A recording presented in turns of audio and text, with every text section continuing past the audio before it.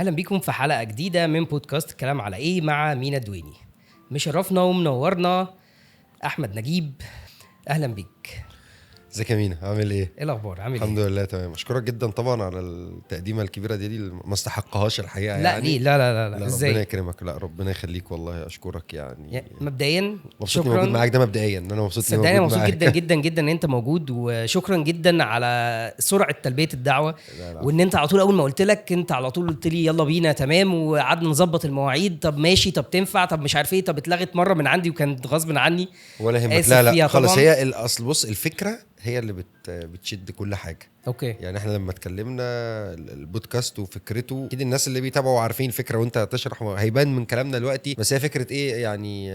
هو احنا بقينا هنا ازاي؟ ده حقيقي. احنا وصلنا لده ازاي؟ وهل اللي وصلنا له ده كافي جدا، ولا في خطوات تانية الواحد ممكن ياخدها؟ بالظبط. فدي حاجات هنقعد مهمه. نتعمق في الموضوع دوت. بص انا هنا دايما مهتم جدا بالفكره بتاعت ان الناس بتشوف الفاينل، الحاجه الفاينل. يعني احنا واقفين عند ان هو الناس بتتفرج على نجيب وهو قاعد بيحلل في اون تايم سبورتس، او في كوره بلس مثلا، او حاجه زي كده اهوت. لكن ما حدش يعرف التعب اللي هو بيتعبه، او الدراسه اللي هو بيدرسها، او اي حاجه في الباك جراوند الموجوده، عشان انت تشوف بمنتهى السلاسه الموضوع دوت كمشاهد او مستمع او اي حاجه. صحيح. او حتى قارئ.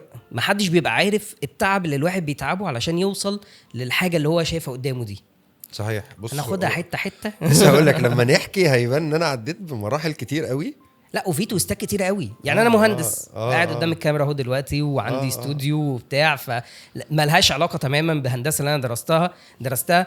لكن وهو ده بقى اللي انا بتكلم عنه. احنا لما هنفتح في الكلام هتبقى اكيد في حاجه تانية مختلفه. صحيح. كنت تماما. صحيح. اتمنى بس ان الحكايه تبقى مفيده للناس. بالظبط. حد يستفيد منها بحاجه، يطلع منها بحاجه، تجدد شغفه بالظبط. لحاجه. وده المهم. لا، ده من الاسئله المهمه قوي بالنسبه لي اللي هسالها لك. وده المهم. يعني اوعى تدخل الكومفورت زون. يعني دي النصيحه اللي انا بنصحها لاي حد. اوكي. بس خلينا هنقولها في وقتها. حته يعني. حته.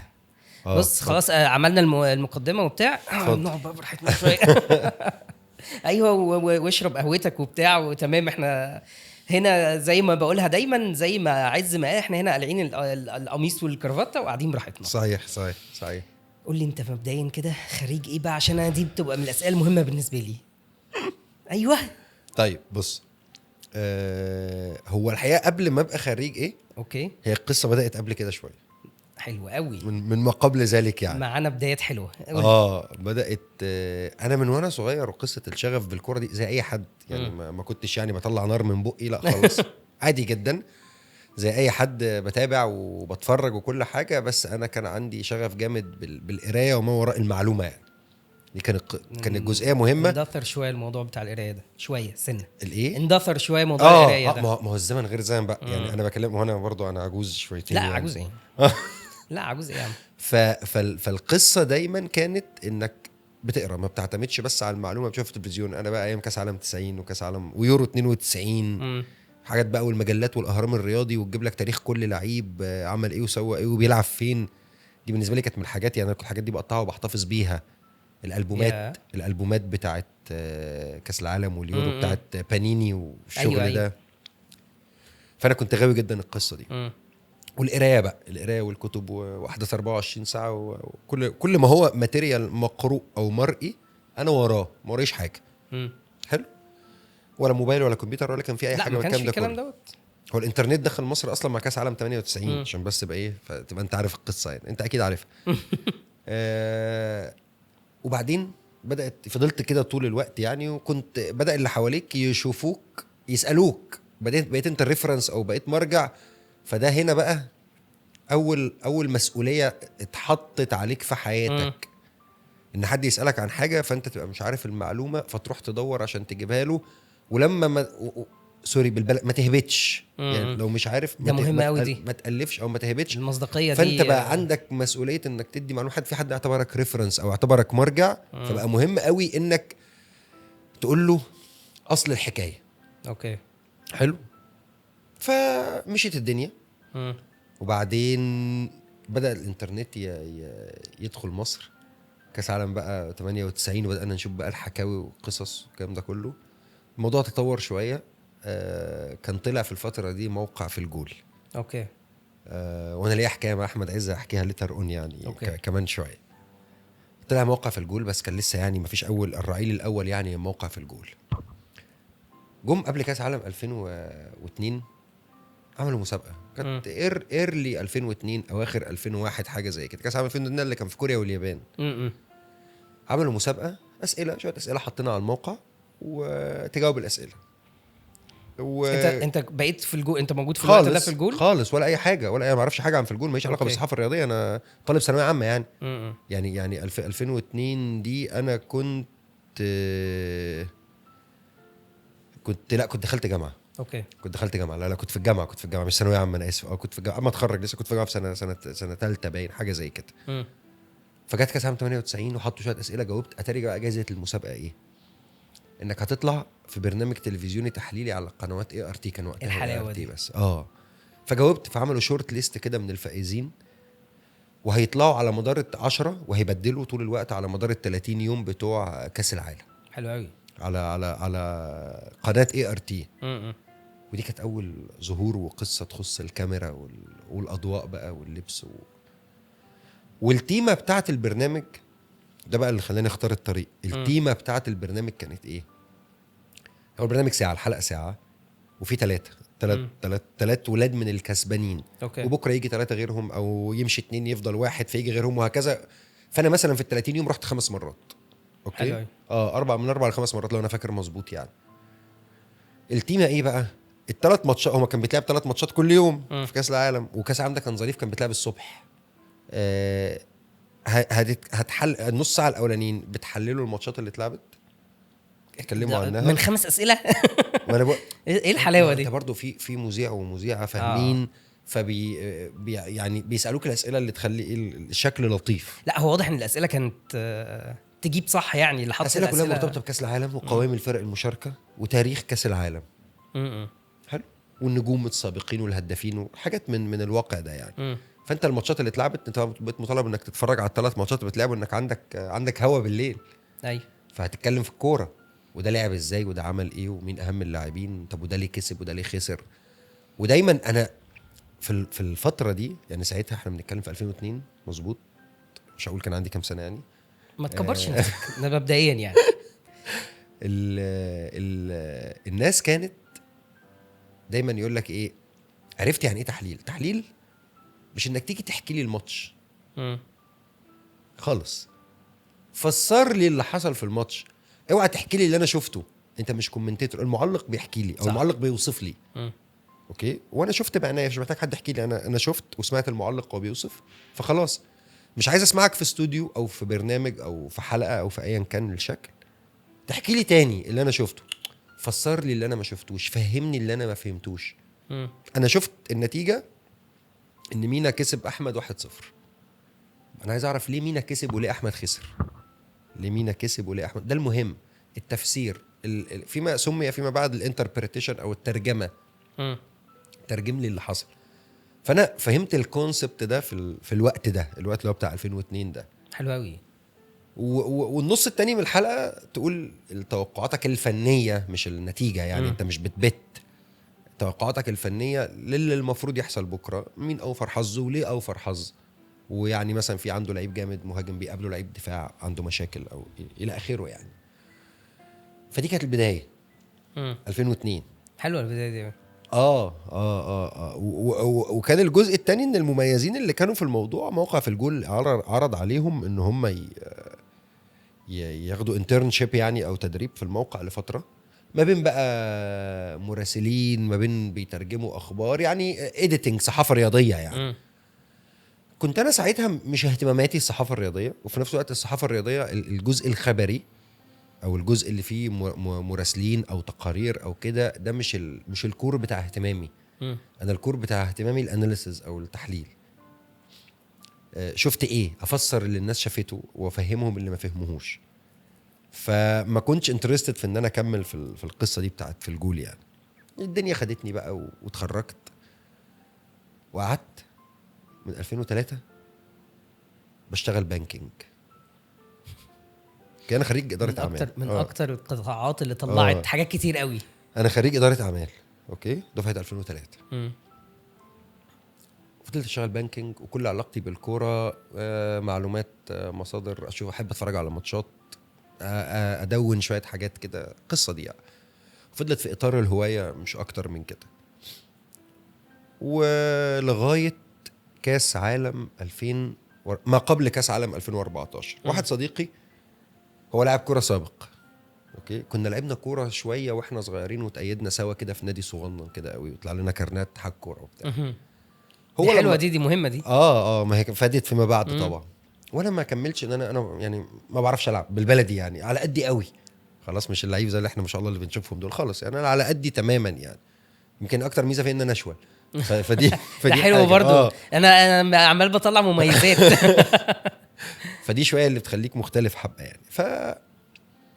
جه اقترح، هو كان عايز ياخد بقى الحته بتاع التدريب، فبعدين كان عايز حد يشجعه، فقال لي ما تيجي معايا نشوف موضوع التدريب ده، واللي هي الرخصه الاساسيه هنا بقى الكارنيه بتاعت هنا بقى الكارنيه هنا مفيد. الكارنيه. اللي هي بتاعت نقابه المهن الرياضيه، وفيما بعدها الرخصه سي بتاعت الكاف، الاتحاد الافريقي. طب ممكن نشرح بس للناس فكره الكارنيه، ان هم كده هيتوه مننا. لا انا هشرحها وانت اللي موجود. يعني هي واحده من شروط انك يبقى عندك الرخصه الاساسيه، فرصه لانك تاخد رخصه تدريبيه او تصريح. الرخصه هي تصريح مزاوله، تصريح لمزاوله المهنه. يعني رخصه السواقه تصريح بان انت تقود سياره، رخصه تدريب تصريح بانك تزاول مهنه التدريب. طبعا بعد اجتيازك بعض الدراسات المعينه يعني. فكانت القصه كلها انك من الشروط عشان تبقى مدرب او تقدم اصلا على انك تاخد الرخص التدريبيه دي، انك تكون لعبت كوره.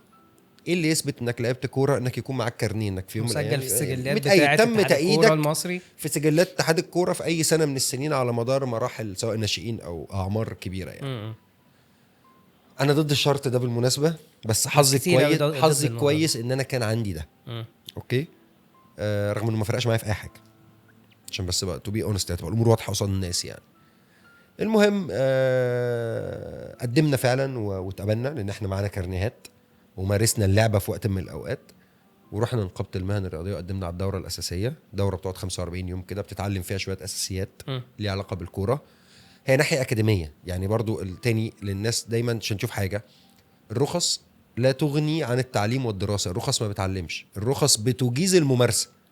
عشان في فرق كبير يعني. الناس يقول لك ده واخد رخصه برو، هو تم اجازه ممارسته للتدريب على ليفل المحترفين، ليفل دوريات وبلاد معينه، لكن ده مش معناه انه هيبقى بالضروره مدرب كويس في البلاد دي. هو هيبقى مدرب كويس عشان هو متعلم كويس، قاري كتير، مجرب كتير في الملعب، عنده ساعات تدريب كتير، ومر بتجارب واكتسب مجموعه من الخبرات خليته بقى مؤهل انه يكون مدرب كويس. مش الرخصه بس بتخليك مدرب كويس. استنى لا كده ايه، اتفضل. انا هقعد هنفتح حته الرخص دي بالذات، تمام، ونتكلم عن ايه شروطها، ونتكلم باستفاضه شويه اكتر فيها.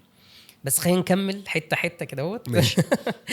خدنا الرخصه سي، بقى معايا رخصه سي. حلو قوي. اوكي، ما كانش في يوم من الايام من في دماغي ان انا انزل ملعب، مش من اهتماماتي يعني. انا شايف طبيعه شخصيتي ما تسمحش ان انا انزل الملعب. انا شخص هادي، بالي طويل، في اغلب الحاجات، مش 100% يعني، بس في اغلب الحاجات يعني.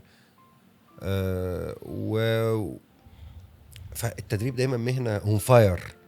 انت بتقال اسرع ما بيتم تعيينك. ده في مصر. والله هي مهنه صعبه في العالم كله. انت مصيرك مرتبط بقرار من رجل لاعب في 22 لاعب، او بصفاره حكم، بمزاج رئيس نادي. فقصه شويه صعبه جدا، ومهنه صعبه جدا، الله يكون في عونهم يعني. فالمهم يعني، بس ايه، اخدت الرخصه دي من باب ان انا اتعرف على العالم اللي انا ما اعرفوش. كان 2014، في بدايات 2000، النص الاول من 2014.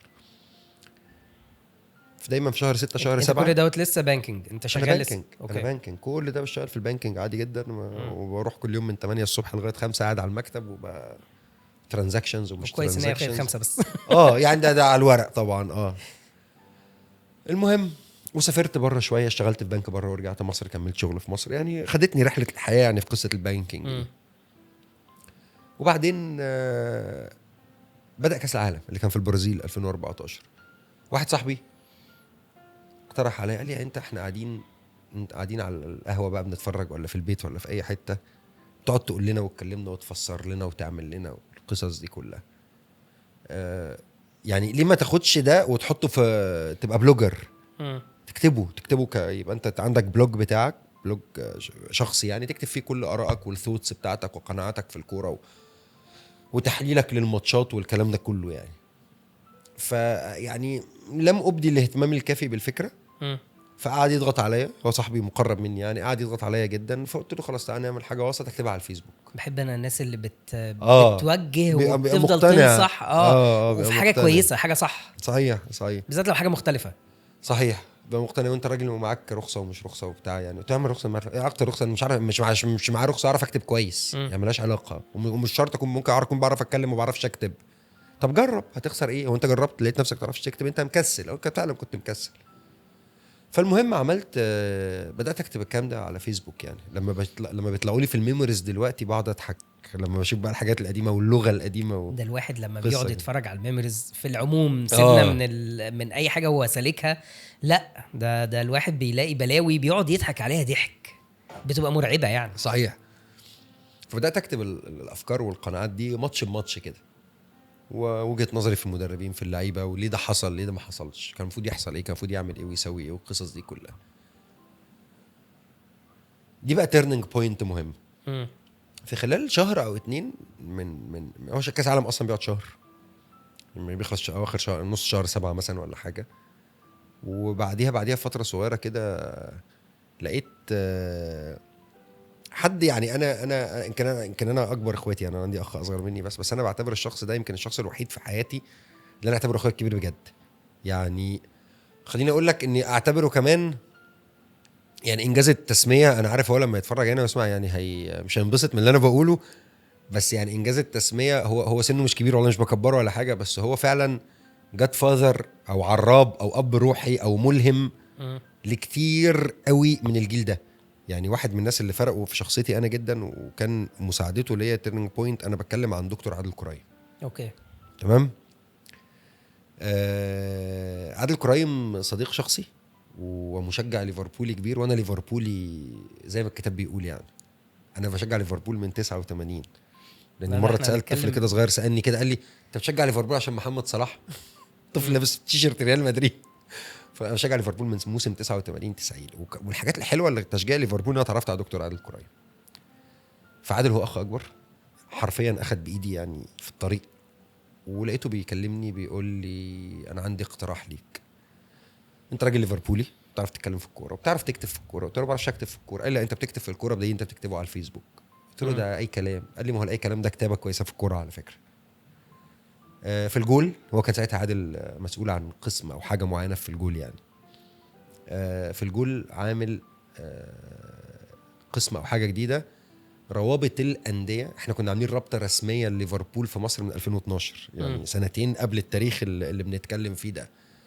رابطه رسميه يعني في مجموعه من الشباب قرروا ان هم يجيبوا ناس تانيين تشجع معاهم النادي ده ويخاطبوا النادي في انجلترا بشكل رسمي. احنا عايزين يتم اعتمادنا كرابطه رسميه. انا عندي واحد اعرفه اسمه مينا محفوظ. مينا محفوظ من المؤسسين بتاعت الرابطه الاساسيه بتاعت ميلان. بالظبط كده، هي نفس القصه. فانا رابطه ليفربول الرسميه دي على حسب اللي انا فاكره يعني الاسم لو صح يعني ميلان يعني بالظبط. ويطلعوا لك اي دي وبتاع، وقصه خطيره جدا يعني، باشن عالي قوي. فانا يعني عادل كنا احنا مشينا الطريق ده سوا ونعرف بعض كويس من وقت ليفربول يعني، كان مشجعين ليفربول من قبل التاريخ اللي هو بتاع 2012 ده بشويه حلوين. فايته بيقول لي لا وتعالى وهنعمل حاجه عن روابط الانديه يعني. من كل رابطه هيبقى في واحد موجود في الجول يكتب از فريلانسر يعني، يكتب عن القصه دي، يكتب عن النادي، يكتب ماتشات، يكتب حكاوي، يكتب تاريخ، يكتب اللي انت عايزه، بس المهم تبقى التيمه الاساسيه ليفربول، الفريق اللي انت ماسكه. وهيبقى في حد الانتر ميلان، حد المانشستر يونايتد، حد البرشلونه يعني، وهكذا. هيعملوا زي 6-7 كده، كل واحد يتكلم عن النادي اللي يخصه. اوكي ليه لا، ماشي اجرب. بدات اجرب القصه دي وخدت صدى كويس قوي من كومنتات الناس، او بقيت اول ما اعرف، دي المره الاولى اللي اعرف يعني ايه فان انجيجمنت، الارتباط بالمتابعين. اوكي. وازاي كومنت ايجابي حلو يرفعك للسماء ويخليك في سحابه من الشغف سايقاك وطايره بيك كده وانت راكب عليها وماشي. احساس غريب، احساس مرعب، ومرعب مش عشان وحش، حلو جدا، بس مرعب من حجم المسؤوليه صح. اللي بيلقيها عليك، وقد ايه الكومنت الوحش بيخسف بنفسيتك الارض، بس لازم تتعود انك تتخن جلدك، صح. فتعرف تقاوم او تتعامل او تتحسن او تتقدم، وما تتاثرش سلبا بالموضوع او باللي حصل. ما هي خبرات، من ضمن الخبرات بالزبط. هي ازاي تتعامل مع النيجاتيفز اللي بتجيلك او السلبيات اللي بتجيلك من الجمهور. بالظبط. فده تعرف يعني ايه فان انجيجمنت. الموضوع جاب بقى جاب حاجه كويسه، جاب صدى كويس قوي. في يوم من ذات الايام كده لقيت تليفوني بيرن، على ما اظن ديسمبر 2014 لو انا فاكر مظبوط يعني. لقيت تليفوني بيرن او بعد كده يعني. مين؟ الو انا احمد عز، رئيس تحرير في الجول. كان ده كان اول كونتاكت شخصي بيني وبين عز. اخبارك، ازيك، عامل ايه؟ وبعدين سالني سؤال انا ما انساهوش يعني، انت اهلاوي يا نجيب؟ فقلت له اهلاوي يا عز. قال لي طب انا بفكر في فكره. قلت له اتفضل. قال لي احنا عاملين حاجه جديده كده شبه اللي كانت معموله بتاعه الروابط الاوروبيه، بس ايه، عاملين باب اسمه تحليل، يعني تحليل اهلاوي، تحليل زملكاوي، تحليل اسماعيلاوي، تحليل مصراوي، الانديه الشعبيه يعني. فهنجيب حد بيعرف يكتب، يتكلم في الكوره، ويكون عنده نفس الانتماء، وهيعمل مقالات تحليليه. هنا بقى ايه، بقت اول حاجه تتحط على طريق التحليل. هنعمل مقالات تحليليه عن المباريات بتاعت فريقك، المباريات كلها، المباريات الكبيره، انت وتختار وانت وقتك. المهم ان الباب ده يبقى يفضل شغال. وبدات القصه دي. قال لي تجوين معانا؟ قلت له اجوين. وعملت الشيفت بتاع من ليفربول للنادي الاهلي. وبدات اكتب في القصه دي شويه حلوين. رحت شمال، رحت يمين، كتبت في الجول شويه، كتبت في مواقع اخرى شويه. بس القصه دي قعدت معايا حبه حلوين يعني، على مدار بقى اواخر 2014، واستمرت على مدار 2015 و2016 كمان. كل ده احنا لسه بانكينج. انا بانكينج زي ما أوكي. انا بانكينج زي انا، عشان اريحك من القصه، انا سبت البنوك 2017. اوكي. وبعدين في يوم من ذات الايام كده، قاعد انا وعز بنتكلم، وبعدين بقول له يا عايز، انا عندي فكره، انا مش عاجبني اللي بكتبه. فقال لي ايه اللي مش عاجبك في انت بتكتبه؟ ده انت العربي بتاعك هايل، احسن من العربي بتاعنا. يمكن عايز يكون مش فاكر الكلام ده. احسن من العربي بتاعنا مثلا يوم ما بدات. قلت له ما عنديش كومنت على العربي يعني، انا ما عنديش مشكله مع العربي خالص. انا مشكلتي ان انا محتاج ادعم كلامي اكتر. انا شايف ان انا بكتب كلام كتير جدا، وممكن الكلام ده يتم اختصاره بصوره، بفيديو، برقم. اوكي. انا محتاج ادوات، تولز، ادوات مساعده تختصر الموضوع كله. فقال لي طب نفكر احنا ممكن نحسن المحتوى ازاي. من ضمن الافكار اللي طلعنا بيها الارقام، ان احنا لازم ندعم بارقام، ندعم بخرايط، ندعم بمش عارف ايه. فقال لي انا هديك رقم واحد. ايوه. الشخص ده هديك رقمه. أيوة. تواصل معاه، ده اتعرف عليه شخص لطيف يعني. مستني اسمع الاسم. شوف طبعا ما انت عارف. شوف يقدر يفيدك ولا ما يفيدكش يعني.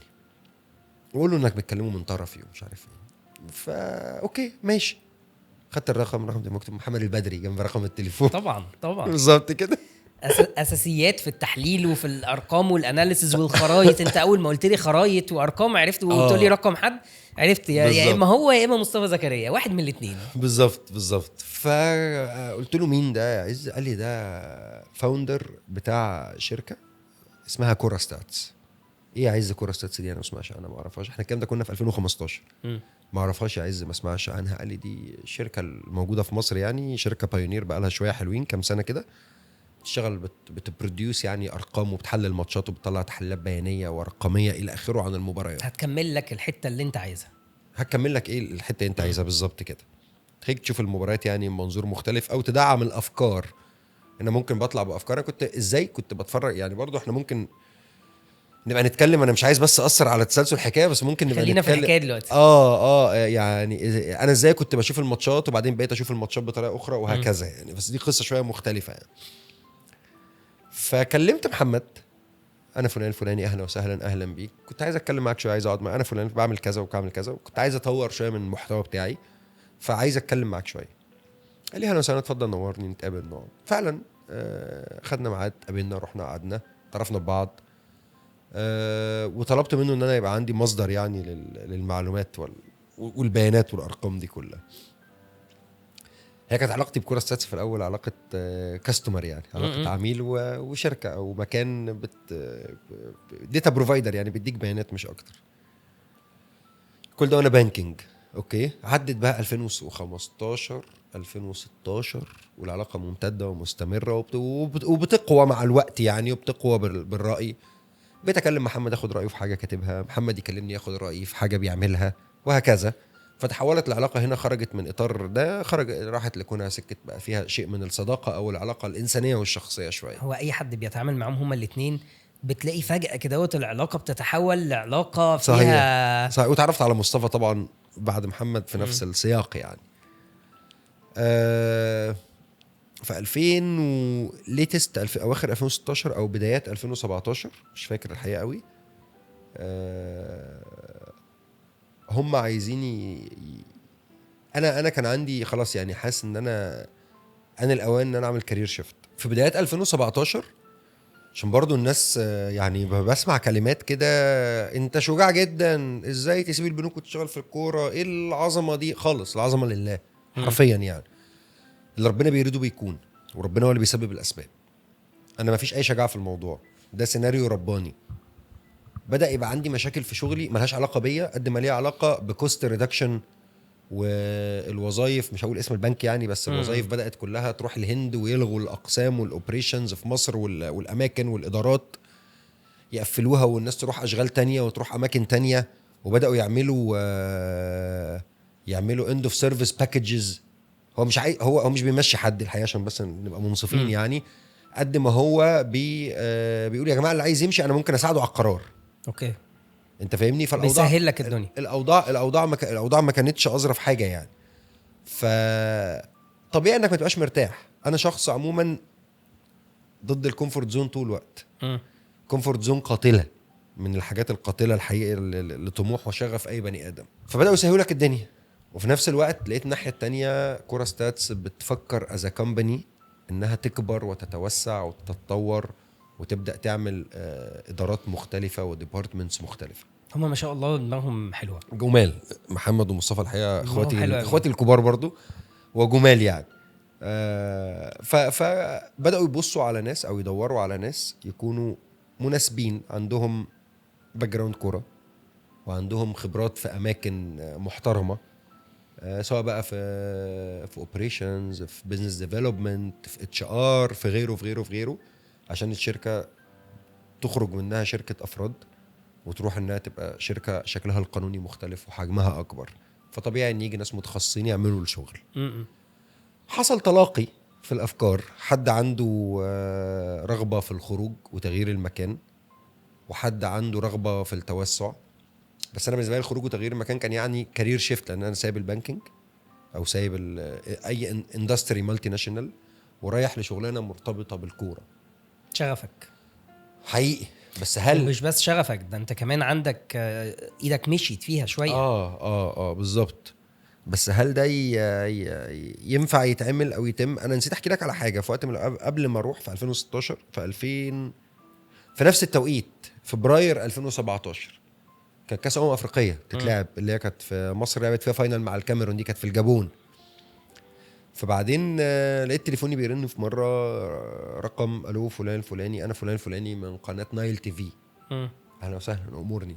والله احنا كنا عايزين حد يبقى ضيف عندنا يحلل برنامج رياضي، يبقى في تحليل مباريات كاس افريقيا اللي شغاله اليومين دول، واحنا اتصلنا باشمهندس محمد البدري وهو رشحك ان نكلمك انت وبتاع. فبرضه دي من الحاجات اللي انا اذكرها لمحمد، الحاجات الجميله يعني. هو كان سبب، دي كانت اول مره اظهر في الميديا، فانا وافقت. اوكي، اللي لا الانجليزي كويس، وهي القناه طبعا ناطقه بالانجليزي كلها. فليه لا الانجليزي كويس وهنتكلم في الكوره، فما فيش اي نوع من انواع بص هم اساتذه، هم الاثنين ما شاء الله عليهم اساتذه فتح باب رزق بدون صحيح. مقابل لاي حد. صحيح ربنا بيجعلهم سبب دايما لحاجات كتير كويسه حقيقي. وان شاء الله يعني سيرزقون يعني على نياتهم يعني ترزقون.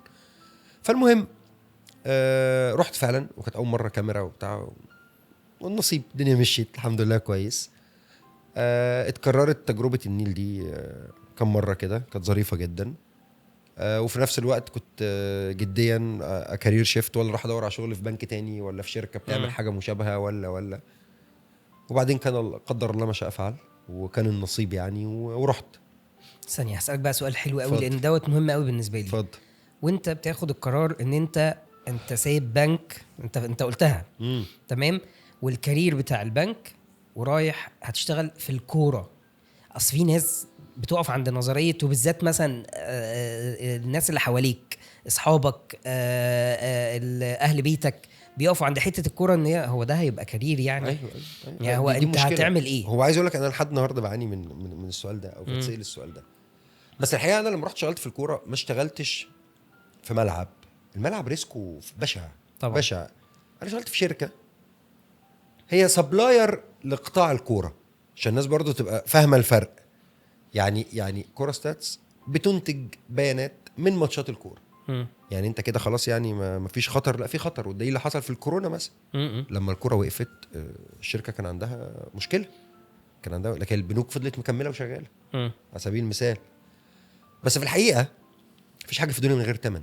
طبعا. انت ومفيش حاجه مالهاش ريسك.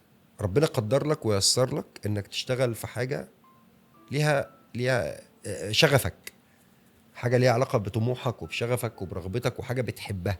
دايما الصعب يقول لك ايه، اعمل مش عارف ايه لغايه ما تلاقي حاجه بتحبها وتشتغلها. ولا اعمل ما تحب، احب ما تعمل حتى تعمل ما تحب. فالحمد لله رب العالمين. انت اي حد لازم يحب اللي بيشتغله، بس الناس هتحب اللي بتشتغله او هتشتغله من غير ما تحبه، وقليلين جدا هم اللي يصادفوا ان هم يشتغلوا شغلانه بيحبوها اصلا. خلاص انا ربنا انعم عليا بده، فلازم يبقى عندي مقابل، لازم يبقى في قصاد ده حاجه انا اتنازل عنها. ربنا سترها حرفيا يعني ربنا سترها، والفترات الصعبه عدت والامور مشيت. لما رحت كوره ستاتس في 2017 بدات الامور تكبر طبعا وتتطور، والشركه نفسها كانت بتجيب ناس علشان تكبر وتتغير. كان عندنا بروجكت اسمه كوره ستاتس جازت، زي كده يعني ذراع الميديا بتاع كوره ستاتس. يعني عملت موقع، كوره ستاتس عملت الموقع ده يتكلم في الكوره بشكل مختلف، بشكل احترافي، مقالات تحليليه، افكار تكتيكيه، حاجات كلها ليها علاقه ب ادفانسد فوتبول، مش الاخبار بتاعه الكوره زي المواقع كلها. ما هيش موقع خبري، ده موقع بيكتب زي فوتبول بوليتن كده، نشرة عن تفاصيل الكورة. دلوقتي ده موجود كتير زي TFA اللي هم توتال فوتبول اناليسيز مثلا، زي كذا حاجة في ألمانيا بتعمل نفس القصة. فلما كورة ستاتس بدأت تفكر الفكرة دي، القصة دي كانت عندي، كنت أنا متوليها وماسكها. فبدأت هنا معرفتي باسمين برضو من الأسامي اللي بعد كده هتصنع الحدث يعني في مصر وتغير شكل محتوى الكرة في مصر. وبعتبر برضو معرفتهم رزق كبير من ربنا. احمد يماني ومحمود سليم. واحد فيهم النهارده اللي هو يماني انا مش هتكلم عنه طبعا جميل مش هتكلم عن يماني شهادتي مجروحه. والتاني محمود سليم حاليا هو محلل اداء منتخب مصر بعد رحله طويله مع الكوره. يعني دول بقى اخواتي الصغيرين مش اخواتي الكبار. اتعرفت على الاثنين وكانوا هما الاثنين بالنسبه لي افضل يعني اتنين ممكن ابدا معاهم. احنا الثلاثه نبدا البروجكت بتاع كوره ستاتس جازت. البروجكت ده اشتغل شويه حلوين، وبعدين نتيجه ان كل واحد فينا بقى عنده مجموعه اخرى من الاهتمامات والارتباطات لم يكتمل. بس هو حقق غرضه بان هو يزود الوعي ويزود معرفه وفهم الناس بالكوره في مصر. استمرت الامور بقى. واحده من الحاجات اللي حققتها وانا في كوره ستاتس، وكانت واحده من احلام حياتي، ان انا احضر كاس العالم. اوكي. فانا في 2018 سافرت روسيا، حضرت كاس عالم. كانت تجربه ملهمه جدا. شفت كيف تدار الامور يعني في كره القدم بره مصر. رحت حضرت اكتر من محاضره في جامعه كازان يونيفرسيتي، جامعه في مدينه كازان اسمها على اسم المدينه يعني، اللي هي حاجه زي كليه الرياضه يعني في جامعه كازان. شفت الناس ازاي بيتكلموا عن التغذيه في كره القدم، ازاي بيتكلموا عن الاعداد البدني في كره القدم. كانت حاجات روسيا منظماها على هامش كاس العالم يعني، استغلالا لوجود العدد الكبير ده من البشر جوه ارضهم في الوقت ده. فكانت من الحاجات المفيده جدا، اتعرفت على ناس كتيره وجنسيات مختلفه الى اخره. وقت ما رجعت من بدات علاقتي بقى بالتصوير، يعني تصوير الماتشات، اخد بقى لقطات معينه في الماتش، مش عارف ايه القصص دي كلها. وبعدين اكتشفت ان انا مغفل حاجه مهمه جدا، ان انا اعمل فيديوهات. اوكي. في نفس الوقت كان ظهوري في الميديا بدأ ينتقل من النايل تي في للقنوات بقى المصرية العربي، يعني القناة الأولى، القناة الفضائية، صباح الخير يا مصر. عارف انت التطور الطبيعي بقى. حلو. التطور الطبيعي. طب انا لازم اعمل فيديوهات، يعني لازم اتكلم. انا بكتب بقالي سنين كتير، وكنت خلاص يعني من بعد كاس العالم خلاص انا بقيت مش قادر اكتب تاني، مش عشان حاجة، بس حسيت ان انا محتاج اتطور، محتاج اغير بقى القصة دي. المهم في 2019 برضو واحد من الناس المؤثرين جدا في حياتي صبري سراج، صديقي جدا. انت عارف صبري جدا طبعا. صبري صاحبي قوي، هو اول واحد اقترح علينا فيديوهات وشجعني جدا على الفيديو. انا بص ربنا رزقني دايما في حياتي. انا كنت عايز اقول لك كده على فكره، بس كنت هجمعهم في الاخر واقول لك انت ما شاء الله يعني ربنا موقف لك ولاد الحلال. بس هو رزق ربنا ليا في الناس اللي تشجعني وتدعمني وتفكر لي او تزقني على فكره كويسه. فده بالنسبه لي رزق من ربنا كبير، بحمد ربنا عليه وبشكر كل الناس اللي انا جبت سيرتهم واللي ما جبت سيرتهم الحقيقه. واذا كنت هتمنى لحد امنيه كويسه، فانا هتمنى دايما يعرف روح ربنا يوقف لك ولاد الحلال. هي دي مهمه، ما حدش يعمل حاجه في الدنيا لوحده. صح.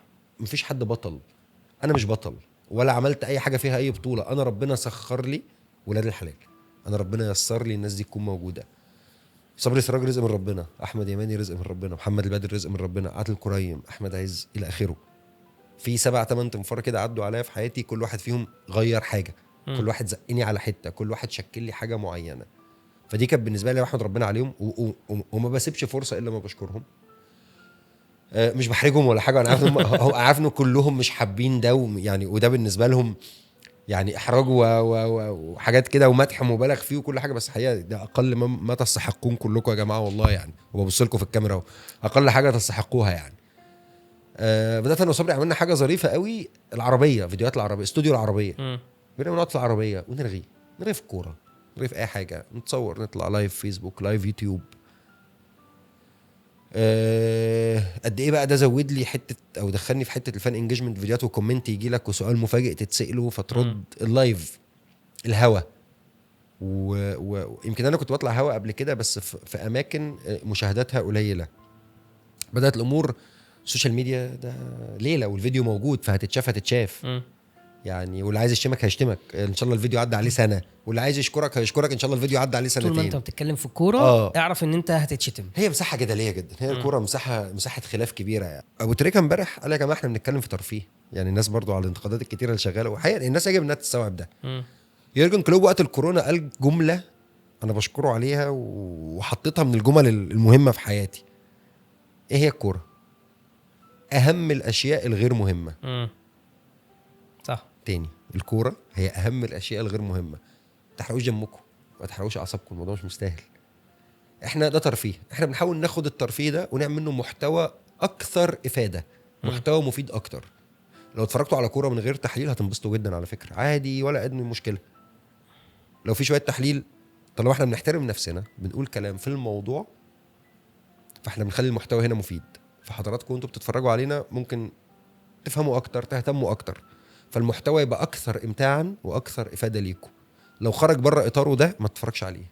صح. لو عصبك، لو ضايقك، لو نرفزك، لو خلاك احتديت عليا انا اللي بتكلم، او على شخص مختلف معاك في الانتماء، لا خالص. عارف ان انا في مره عاقبت نفسي قفلت الفيسبوك اكونت بتاعي لمده سنه عشان كتبت بوست مش من غير ما اقصد، بس عشان كانت مشاعري سيئاني في الوقت دوت في فكره الاهلي والزمالك. ضايقت كل الناس الزملكاويه اصحابي وقرايبي، ولقيت بقى ناس كبيره عندي متضايقين مني. فرحت معاقب نفسي ان هو انا مش هسمح ان انا اضايق حد مني بسبب كوره حلوه وجميله وبنحبها وشغف وكل حاجه، لكن مش هخسر حد عشانها. ده كان مبدئي. قعدت سنه قافل الفيسبوك، قافله ما بفتحوش. صحيح. الانفعال والعاطفه طول ما هم سايقينك هيبقى في ميسليدنج. انت هتسيء التعبير، سواء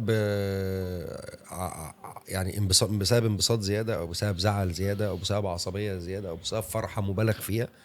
فما تعملش ده طالما انت شخص، اي شخص في الدنيا ما بتقدرش تخرج او تسيطر على انفعالاتك ومشاعرك. السيلف كنترول عندك مش عالي، الثبات الانفعالي، الثقه في الكلام.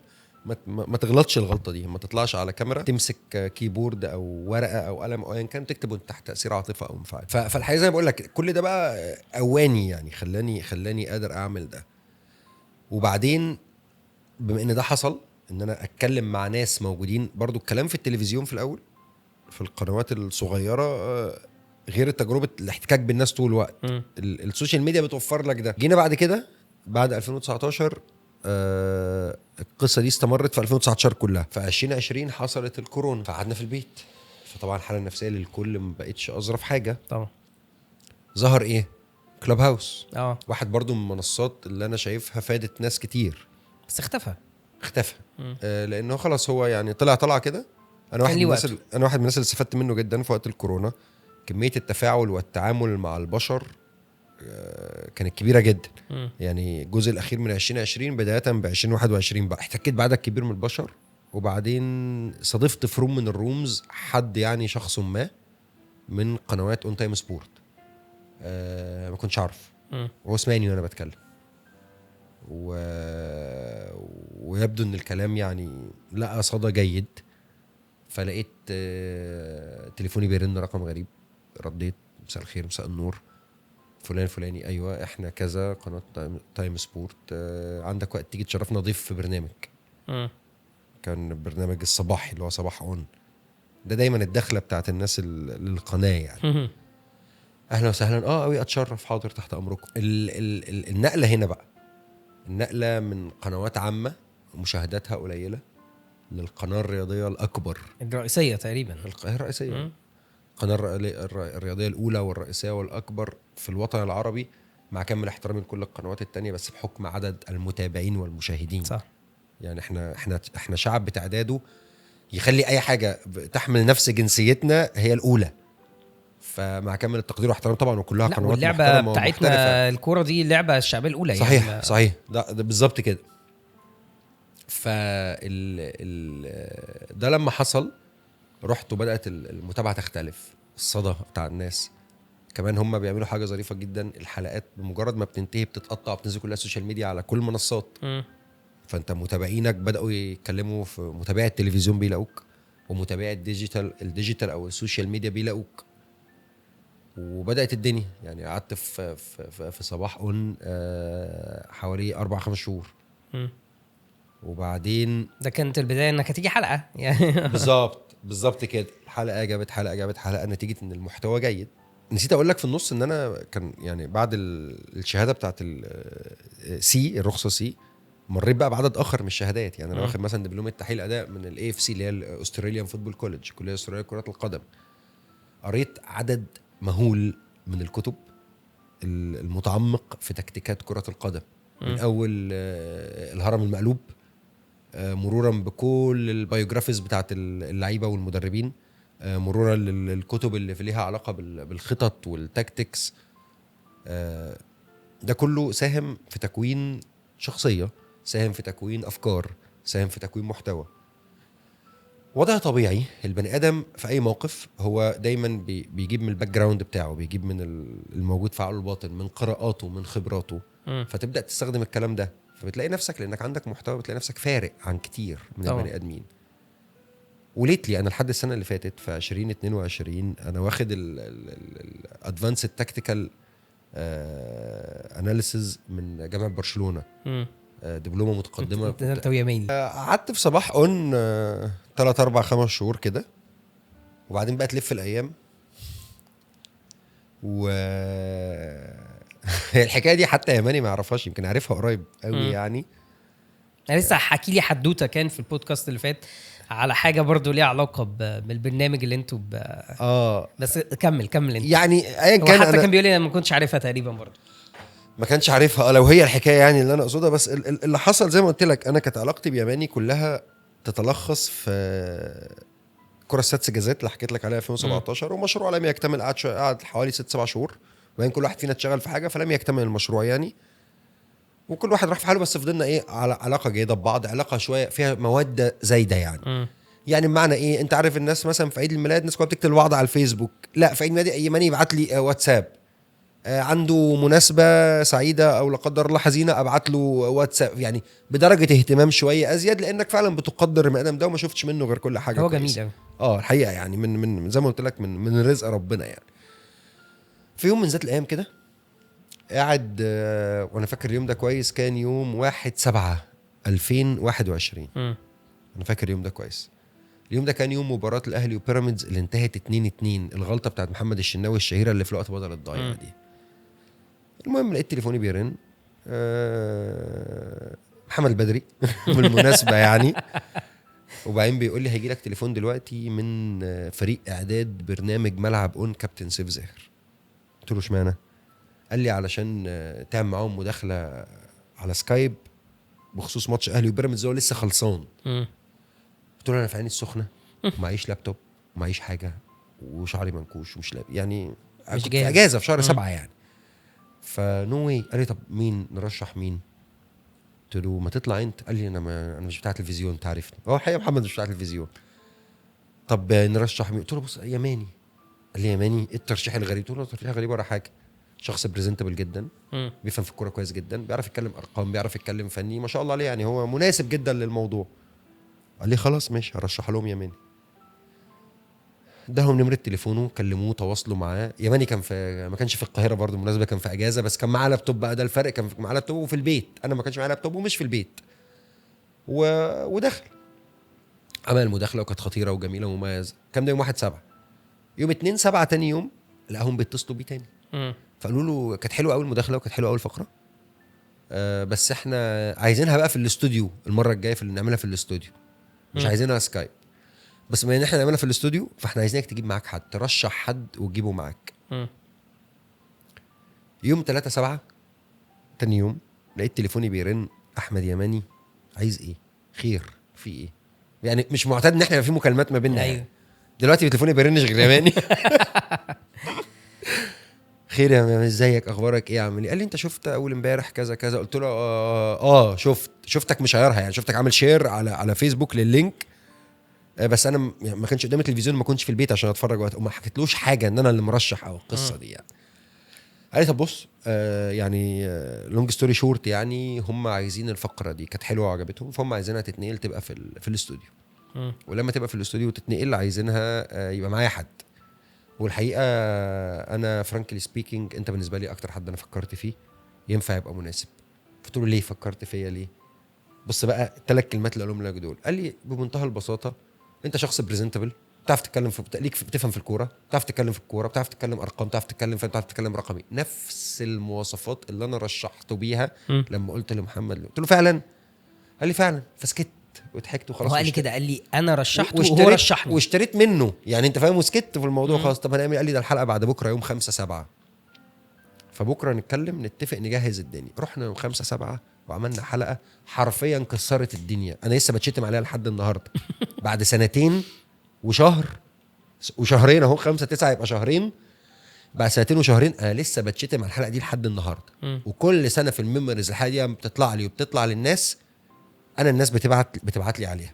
لو وريتك 5/7 اللي فات عملنا تقييم كده وقصه وحكايه. وبعدين يعني الحوار الشهير اللي دار بيني وبين كابتن سيف زاهر، وكابتن سيف زاهر ان جه سيرته وجات اسمه يعني، فانا طول الوقت برضو من الناس انا احب اشكرها يعني، من الاشخاص فعلا المؤثرين في حياتي انا ويماني جدا، ساعدونا كتير قوي عشان نوصل لكل حاجه كويسه وصلناها. فيعني بنشكرك جدا يا كابتن سيف والله حقيقه يعني. عملنا تقييم والحوار الشهير يعني، فكابتن سيف بيقول لي محمد الشناوي نمرة 1 في حراس المرمى. قلت له لا. قال لي نمرة 2. قلت له مش في اول 3. قال لي بتهزر. قلت له ولا في اول 5. قال لي معقول؟ هو الشناوي نمرة كام؟ قلت له نمرة 8. الناس وقفت لحد هنا في الفيديو ما كملتش وما كملوش وطار يلا بقى نشتم. انا اسبوع انا كنتش هطلع في التلفزيون تاني. انا جاي رسائل تهديد يا راجل. يا نهار ابيض. انا ما كنتش هطلع ما كنتش هروح تاني. الحلقه اللي بعدها يعني ديك الحلقه دي كانت يوم 3/5/7 ده كان 3 على ما اذكر لو انا فاكر مظبوط يعني. والحلقه اللي بعدها كانت اظن الاثنين اللي بعده او الحد اللي بعده حاجه زي كده يعني اولموست اسبوع. انا ما كنتش هروح يعني. انا لحد وانا رايح انا بقول انا مش رايح مش هروح. الشتيمه وقله القيمه والبهدله ويعرف انت هتعيط من كتر اللي بيجرالك. بس ما هو انت بقدر المتابعه فبقدر النقد. صح. ودي نقطه. ما انت مش هنا ولا هنا ولا طالع. لا وكمان الناس بتبقى مستنيه تعرف انت هتعمل ايه اللي بعدها. انت المره اللي فاتت قلت اللي قلته، انت اتهتيت. فانت المره الجايه هتعمل ايه؟ صحيح. فربنا قدر ويسر وبدعم كابتن سيف جدا جدا، لانه طبعا شاف اللي حصل، شاف اللي حصل على السوشيال ميديا وعلى الفيديوهات الى اخره يعني، وبدعمه جدا وفي الحلقه اللي بعديها رجعنا اتكلمنا في موضوع تاني ووضحنا الامر من جديد، رغم انه كان الامر موضح. ليه ده حصل، ليه قلنا التقييم ده، وليه قلنا الدرجه دي، فاهمني؟ وقعدنا التوضيح تاني. ومع الوقت بقينا بالبلدي كده نربي زبون لايه؟ زبون للرقم، زبون لطريقه تحليل الماتشات بمنظور مختلف. اوكي. زبون فيما وراء الرقم. يعني مينا عمل 500 شوطه، ده حلو ولا وحش؟ ولا عمرك تقدر تعرف ده حلو ولا وحش. موضوع تاني كبير يعني. انا التفاصيل ده يمكن اظن يماني كان شرح في القصه في الحته دي شويه عني يعني، بس التفاصيل ده وراها كتير. المدلول عمر العبره ما كانت بالرقم. العبره طول الوقت بمدلول الرقم ومقارنه الرقم، وبعدين الاستنتاج اللي هنطلعه من ده. يعني الرقم مين عمل 500 شوطه، حلو ولا وحش؟ مش حلو. امتى اقول حلو او وحش؟ لما اعرف احمد اللي شاط زي مين ال 500 عمل فيهم ايه. لما اعرف وجدي عمل ايه، لما اعرف يماني عمل ايه، ساعتها نحط الناس كلها على مسطره فنقدر نعرف مين حلو ومين وحش. صح. بس طول ما انت واقف لوحدك انت ولا انت حلو ولا انت وحش.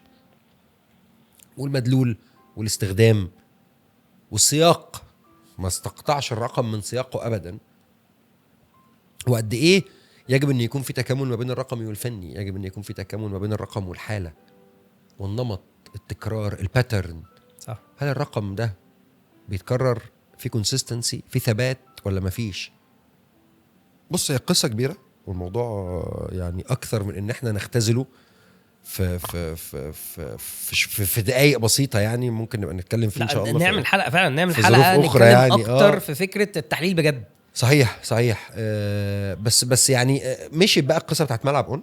مشيت القصه دي قعدنا مستمرين فيها الى الان الحمد لله رب العالمين يعني. الحمد لله. ويمكن من 2022 من النص التاني يعني بعد مرور سنه علينا في ملعب اون بدأنا الناس يكلمونا ان احنا ندخل الاستوديوهات التحليليه، ودخلنا برضو. كان توجه برضو من الحاجات الجميله والعظيمه ان إدارة القناه قررت انها تغير، تعمل توجه مختلف وجديد، ان الشباب يدخلوا الاستوديوهات التحليليه جنبا بجنب مع الكباتن الكبار طبعا اللي احنا كلنا بنتعلم منهم. فكانت تجربه قد ايه عظيمه، تجربه جددت الشغف، لان خلاص انت كل شويه بتاخد خطوه. طيب ليه كل شويه الشغف بيتجدد؟ او ضروري الشغف يتجدد عشان انت في الخطوه اللي انت واقف فيها او في المكان اللي انت واقف فيه انت بتشتغل بجد جدا، بتركز وبتذاكر وبتتعلم، ما بتروحش تكرر نفسك. يعني عارف في جمله مشهوره كده بتقول لك لعبوا لعبهم، لما لعبهم والفريق فاق. لا مفيش حاجه اسمها لعبوا لعبهم، ده اكلاشيه. ابعد عن الاكلاشات. انت عايز في يوم من الايام الناس تبص عليك وتقول ده فعلا كويس، احترم نفسك واحترم الناس.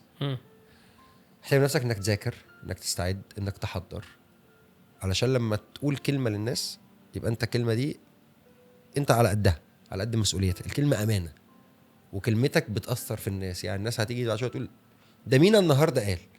لازم مينا يكون قد انه بقى مؤثر، انه بقى انفلونسر، ان الامانه اللي الناس شايلتها له. هو ربنا زي ما قلت لك ربنا جعل ناس وقفوا في طريقي فساعدوني، فربنا جعلني سبب او حاجه ان الناس تفهم حاجه. انت جاي عشان الناس تفهم، مش جاي عشان الناس يتم تضليلها. وده فرق عظيم.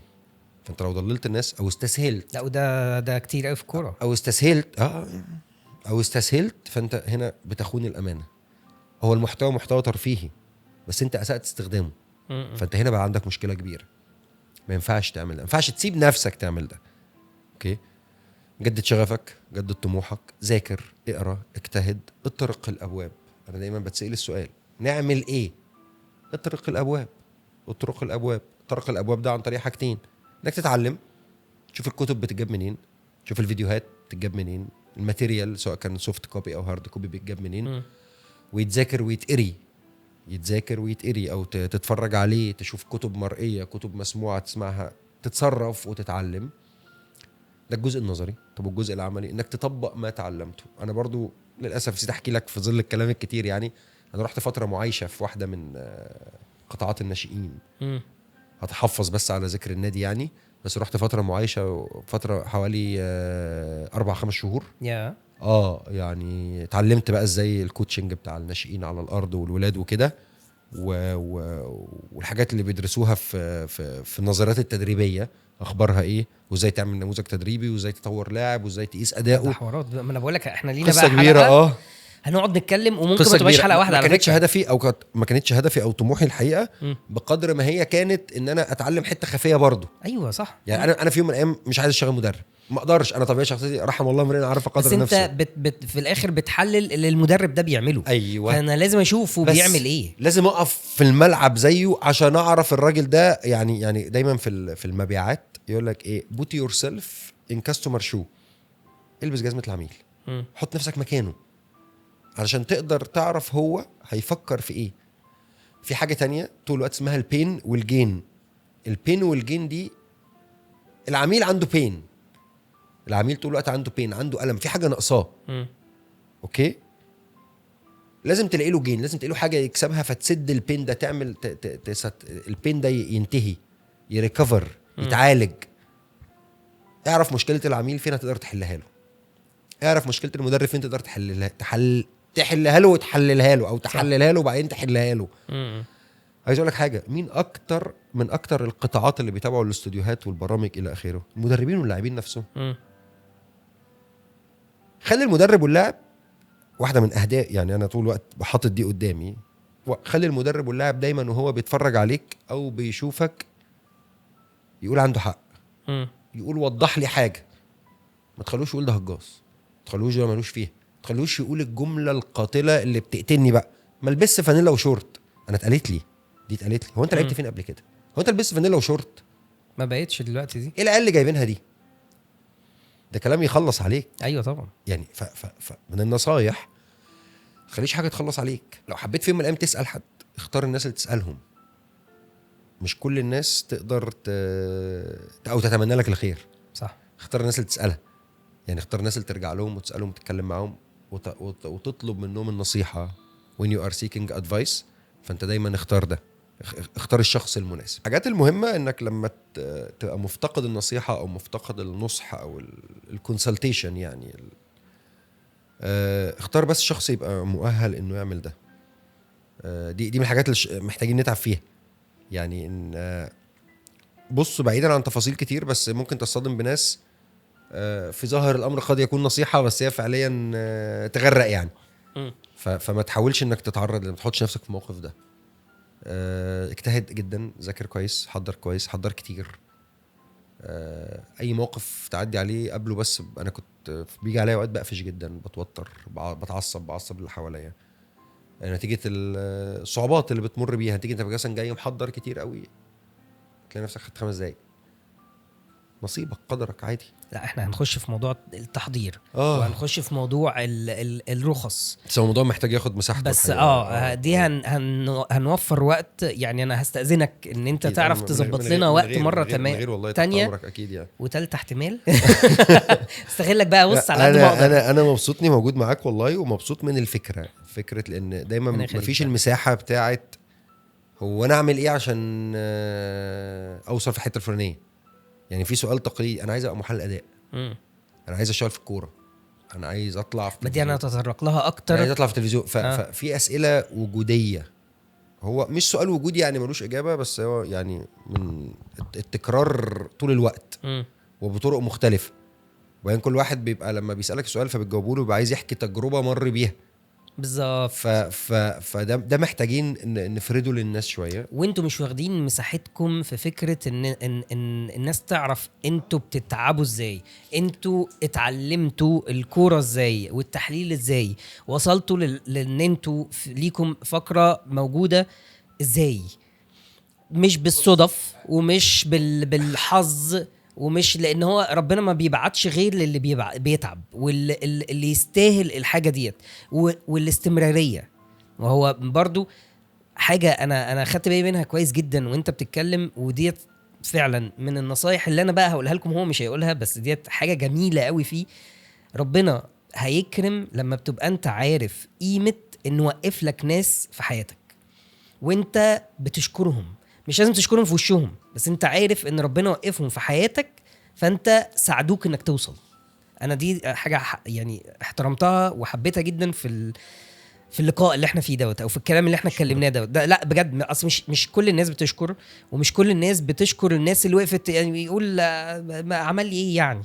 لا، كل واحد وقف لحظه. البني ادم هو السبب اللي ربنا يسره لك يعني. بالظبط. فهو البني ادم طول ربنا استخدمه او حطه هنا، يسر انه يكون موجود في الموقف ده عشان يساعدك. يعني في وقت من الاوقات مثلا كان عندي قرار فارق جدا في حياتي. كلمت عادل كرايم قلت له انا عايز اقعد معاك. قابلته وقعدت معاه حكايه 1 2 3 4. مش هيضلك، نصحني ومشيت مع نصيحته وانا هنا النهارده. ف يعني ربنا يجعل كل واحد عادل كرايم في كل خطوه. يقفلوا ولاد الحلال. والاستمراريه، انت قلت جزئيه مهمه، الاستمراريه. يعني انا لو تغاضينا عن ما قبل كاس عالم 2002 هنعتبره كان عيل صغير بيلعب. فانا من 2002 قدام الكاميرا. في 2023 انا قاعد هنا، فدول 21 سنه ما شاء الله. فهي يا جماعه ما بتبقاش حاجه لحظيه يعني. مش لحظيه طبعا، انا ما كنتش لاقي الكلمه يعني. هي ما بتبقاش حاجه لحظيه. والقدر بيلعب لعبته طول الوقت. وال20 سنه دول فيهم اون اند اوف كتير جدا. يمكن اخر 8 سنين هم اللي اون مستمر. اوكي، الحمد لله رب العالمين. اخر 7 سنين بالظبط هم اللي اون مستمر. الباقي كله ما قبلهم كان اون اند اوف كتير. بس ما فيش حاجه بتبقى طول الوقت اون او حاجه طول الوقت اوف. طول ما انت خلاص عارف انت عايز تروح فين، والشغف متجدد والطموح متجدد والتطوير نون ستوب ما بيتوقفش. انت بتطور في نفسك طول الوقت. الحاجات كتير قلناها واللي ان شاء الله ممكن نقولها في لا احنا هنا قعدات اخرى يعني كتيرة. علشان من الوقت ما يسرقناش اكتر من كده. فانا بشكرك. لا صدقني، بص بشكرك جدا، واستمتعت جدا جدا جدا في البودكاست دوت او في الحلقه ديت، سميها زي ما انت عايز. ومبسوط جدا، ومبسوط ان انا سمعت الحدوته ورا احمد نجيب وصل هنا ازاي. وعارف ان في حاجات كتير قوي ما لحقناش وكلام كتير هنجيبه ان شاء الله. انا مبسوط كذا مره صدقني. مش اشكرك تاني ومبسوطني موجود معاك ربنا يخليك يا حبيبي. والاستوديو الجميل المريح ده، وانت قد ايه شخص مريح وجميل والله. فميرسي يا مينا، ميرسي جدا جدا. لا شكرا ليك بجد فعلا. كيب اون يعني، دايما استمر في الفكره دي. الناس بقى محتاجه دايما تسمع قصص تساعدهم. يعني نتمنى القصه يبقى فيها حاجه تلهم حد او تساعده في حاجه، وغيري يجي ويتكلم فالناس يبقى عندهم انت بتلم التجارب كلها. ده حقيقي. ودي حاجه ما بتحصلش يعني، ان حد يجي يلم كل التجارب فالناس تقعد تشوف كل الحلقات على قد ما بنقدر حقيقي. فتبقى شافت كل التجارب. فانت هنا يفضل البودكاست ده او الكلام على ايه يفضل ريفرنس مهم لاي حد ممكن يشوفه في اي وقت، فيقرر هيبدا ازاي ويقرر انه هيمشي ازاي. فربنا يوفقك ويكرمك، ربنا يخليك بامانه، وتستمر يعني ان شاء الله على خير. وشكرا جدا ليك، وشكرا لموافقتك السريعه. لا ما تقولش كده خالص. حبيب ميرسي. شكرا ليكم. كان معاكم مينا دويني في بودكاست او حلقه من حلقات الكلام على ايه. سلام.